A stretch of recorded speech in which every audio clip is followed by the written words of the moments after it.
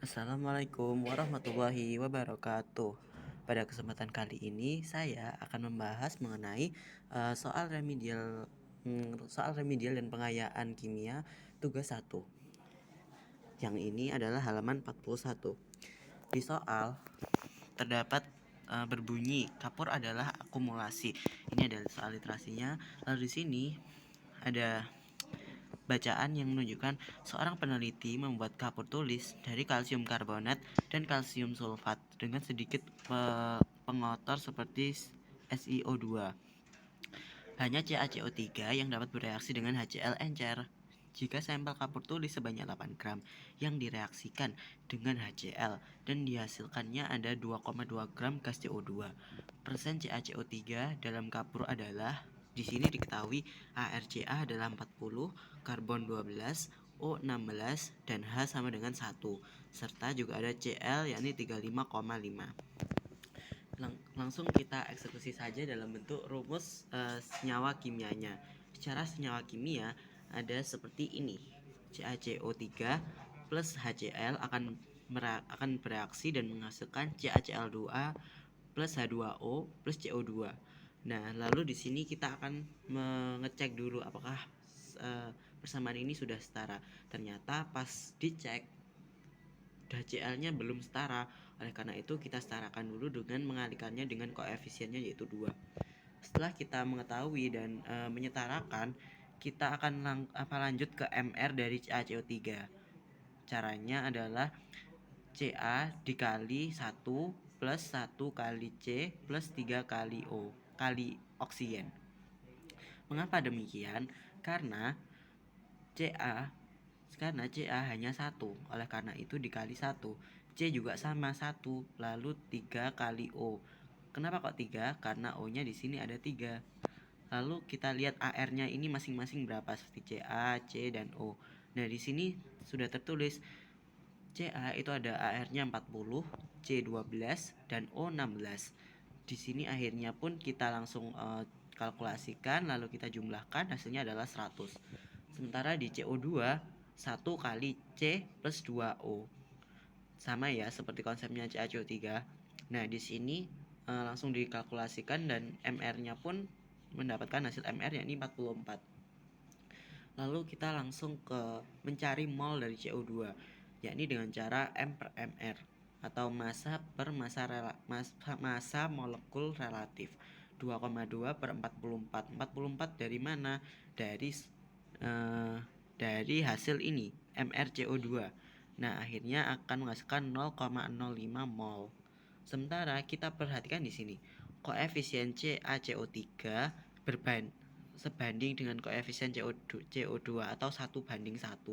Seperti di sini CaCO3 dan CaCO2 koefisiennya adalah 1, sama-sama 1. Oleh karena itu, setelah mol CaCO3 sama dengan mol CO2 sama dengan 0,05 mol karena perbandingannya sama 1:1. Oleh karena itu, mol dari CO2 dan CaCO3 sama. Nah, sekarang kita waktunya mencari N kali MR-nya si CaCO3 atau masanya, yakni dengan cara mengalihkan mol kali massa relatifnya. Massa molekul relatif. Di sini sudah tertulis ya, massa molekul relatifnya adalah 100. Karena itu 0,05 dikali 100 sama dengan 5 gram. Lalu sekarang mencari presentase dari CaCO3. Caranya adalah CaCO3 atau persenan per massa sampel kali 100%.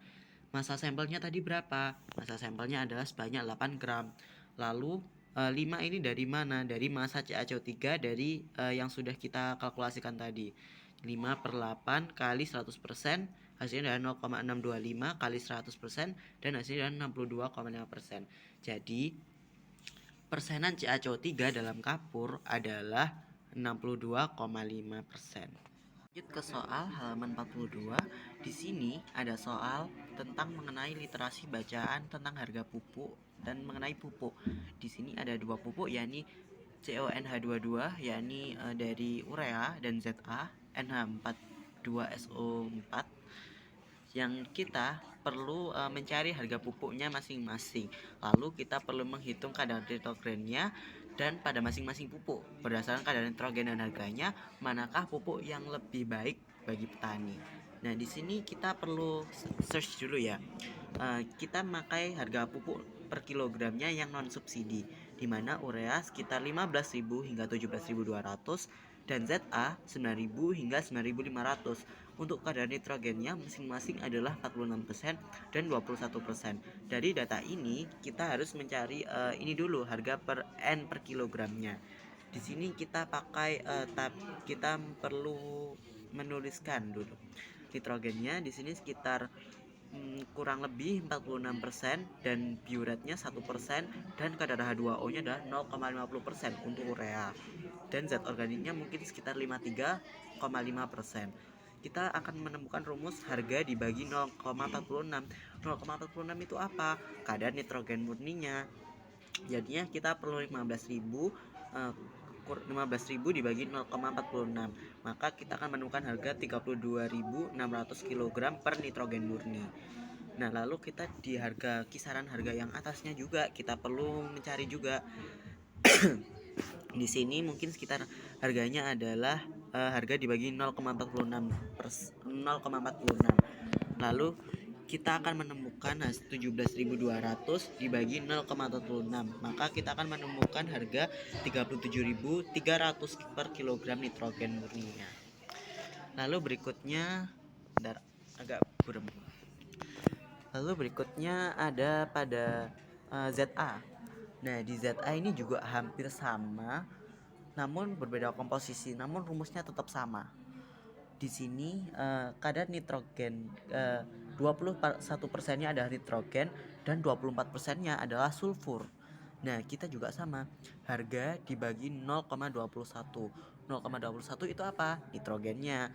Jadinya 9.000 dibagi 0,21, maka harga nitrogen murninya adalah 42.800. Sementara di eceran tertingginya yakni 9.500, maka juga sama, harga dibagi 0,21. 9.500 dibagi 0,21 hasilnya adalah 45.200 begitu. Nah, jadi kita dapat menyimpulkan ya, berdasarkan perhitungan harga dan kadar nitrogennya, maka dapat disimpulkan bahwasannya pupuk urea lah yang lebih menguntungkan. Dengan harga 15.000 hingga 17.000 sudah ada sekitar 32.000 hingga 37.350 37.300 atau 46% kadar nitrogennya. Sementara di pupuk ZA itu memiliki nitrogen hanya 21% dan harga nitrogen murninya jauh lebih mahal, yakni pada kisaran 42.800 hingga 45.200 begitu. Selanjutnya pada soal halaman 63. Di sini ada 3 digit soal, yakni yang pertama adalah obat MAC merupakan salah satu obat yang digunakan untuk menetralisir asam lambung yang meningkat. Coba kalian tentukan persamaan reaksi antara obat MAC dengan asam lambung. Berapa gram MgOH2 yang dibutuhkan untuk membentuk MgCl2 sebanyak 2 mol. Nah, di sini kita diketahui ya, kita itu perlu mencari persamaan dari obat MAC atau dari obat MAC bertemu dengan asam lambung. Lalu kita pun ditanya berapa gram MgOH2 yang dibutuhkan untuk membentuk MgCl2 sebanyak 2 mol. Nah, di sini kita perlu tulis dulu MgOH2 plus HCl sama dengan MgCl plus H2O. Nah, di sini adalah dari persamaan reaksi yang ada di lambung kita. Nah, lalu kita setarakan dulu nih HCl-nya berapa, H2O-nya berapa. Nah, di sini kita ternyata belum seimbang. Kita perlu menambahkan 2 HCl atau koefisiennya adalah 2. Sementara di H2O juga sama, yakni 2. Lanjut, kita perlu mencari karena di sini dicarinya adalah gram, maka kita perlu mencari MR-nya terlebih dahulu. MR MgOH2 sama dengan, kita perlu mencari MR dulu ya. 24 ditambah 2 dikali 10 ditambah 2 kali 1. Kenapa 2 kali 10? 2 kali 16, mohon maaf. Kenapa 2 kali 16? Karena AR dari O itu adalah 16, sementara H itu 1. Oleh karena itu 2 kali 16 ditambah 2 kali 1. MG-nya tetap 1 ya. Dan jadinya 24 dikali 1. Lalu kita totalkan, hasilnya adalah 58. Lalu MgOH2, lalu massa dari MgOH2, kita perlu cari nih masanya MgOH2. Oh ya, sebelum mencari massa, kita perlu cari yang namanya mol. Nah, kita menggunakan hukum perbandingan di sini. Kita ketahui kan MgOH2 dan MgCl2 itu perbandingannya adalah sekitar koefisiennya adalah 1:1. Loh, kenapa kok 1:1? Karena di persamaan rumus kimianya MgOH2 dan MgCl2 itu nggak punya angka di depannya. Oleh karena itu perbandingannya adalah 1 dibanding dengan 1. Sama seperti di sini, koefisien MgOH2 adalah 1 dan koefisien MgCl2 adalah 1. Oleh karena itu koefisiennya 1:1. Maka MgOH2 sama dibanding MgCl2 sama dengan 2 mol banding 2 mol. Oleh karena itu 1:1. Nah, di sini kita kan udah mengetahui ya, molnya itu ada 2 mol dari MgOH2. Sorry ngeblur. Dari MgOH2. Oleh karena itu MR-nya pun kita juga udah tahu 58. Kita langsung aja nih kalkulasiin 2 kali 58, hasilnya adalah 116 gram. Oleh karena itu, jadi kita membutuhkan 116 gram MgOH2 untuk membentuk MgCl2. Gitu. Kalau misalnya lebih dari 116 gram atau lebih dari 116 gram misalnya, itu nanti akan menjadi massa sisa. Lalu pada soal nomor 2, suatu senyawa terdiri atas 60 karbon, 35% nitrogen, dan sisanya adalah gas hidrogen. Massa molekul relatifnya yaitu 80 gram per mol. Tentukan rumus empiris dan rumus molekul senyawa tersebut. Nah, kita ketahui kan 60 ditambah 35% itu adalah karbon plus nitrogen. Berarti sisanya adalah gas hidrogen. Berarti sisanya adalah 5%. Oleh karena itu, di sini dari persenan dari hidrogen adalah 5%. Lanjut ke rumus empiris, ada mol C, ada harus memiliki perbandingan. Mol C dibanding mol N dibanding mol H.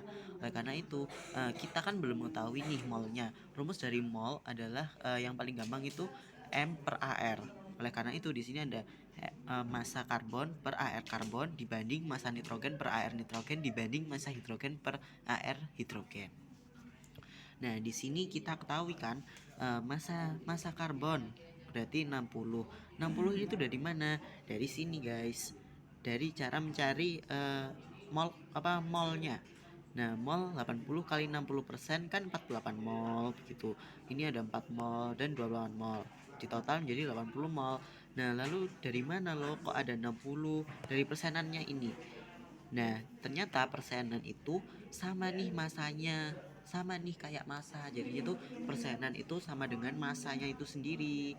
Nah, jadi di sini tuh 60 per 12 karena ARC itu 12 dibanding massa nitrogen per AR nitrogen masanya 35 per 14 dan massa hidrogen 5 banding 5 per 1, AR-nya adalah 1. Lalu disederhanakan jadi 5 banding 2,5 banding 5. Lalu setelah kita menemukan ini atau perbandingannya ini, kita masuk ke rumus nyawanya. Cara mencari rumus nyawa dari rumus empiris adalah MR rumus empiris dikali N. Nah, di sini kita ketahui dulu kita perlu membreakdown dulu 2 kali ARC plus 2 kali ARH plus 1 kali ARN sama sesuai dengan koefisiennya tadi. Nah, terus dari sini ARC kan 12, berarti 2 kali 12. ARH itu 1, 2 kali 1, ARN itu adalah ARN itu adalah 1 kali 14 karena dia hanya 1 begitu. Lalu cara mencari N-nya itu bagaimana? Nah, dari sini guys, dari rumus empiris perbandingan ini kita perlu yang namanya membreakdown dulu. Dari C, dari karbon. Kok C, bukan C, apa ya? Dari 5 banding 2,5. Oh ya, dari C, dari karbon dulu.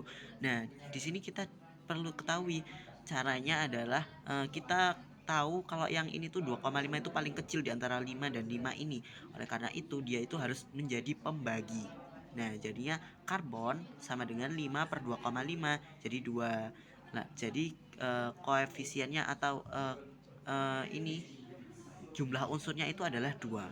Jadinya C2, habis itu kalau N itu kan 2,5, dia paling kecil sendiri, 2,5 per 2,5, hasilnya adalah 1. Oleh karena itu dia cuma 1 di sini.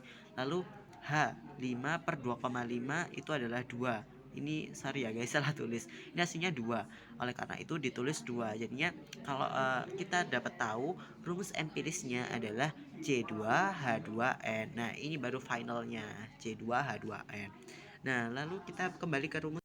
Setelah kita tahu adanya rumus empiris ini, yakni C2H2N, kita cari rumus nyawanya, yakni MR rumus empiris dikali N. Nah, tadi rumus empirisnya ada C2H2N. Nah, kita cukup kalikan saja 2 kali ARC. ARC itu adalah 12, ARH itu 1, ARN itu 14. Kita kalikan akan menemukan hasil 40.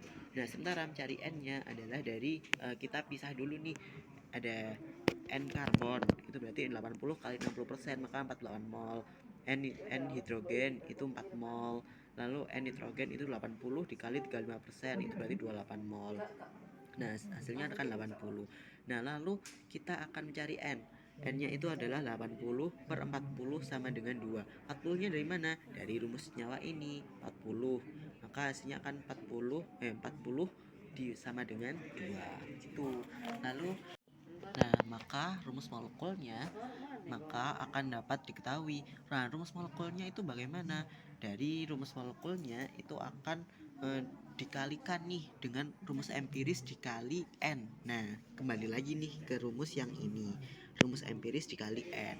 Nah, oleh karena itu C2 dikali 2, H2 dikali 2, dan N kan cuma 1 dikali 2, maka rumus molekulnya akan dapat C4H4N2.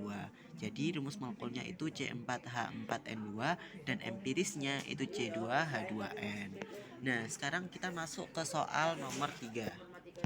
Soal nomor 3 itu adalah grup alkohol. Nah, kita perlu menentukan volume alkohol yang terlarut dalam 200 ml larutan alkohol 70%. Berapa volume alkoholnya begitu. Kita langsung masuk. Di sini ada volume larutannya ada 200 ml, alkoholnya 70%, dan kita ditanya nih alkoholnya berapa volumenya. Kita cukup volume zat terlarut sama dengan persen zat larut kali V total larutan. Zat terlarutnya tadi ini alkohol, oleh karena itu kita tulis 70%. Volume total zat terlarutnya itu adalah 200 ml. Jadi 70 per 100 kali 200. Nah, kita dapat mengetahui ada 140 ml. Jadi volume alkohol terlarutnya adalah 140 ml gitu. Cukup sekian video pembahasan kali ini, kurang lebihnya mohon maaf. Wassalamualaikum warahmatullahi wabarakatuh.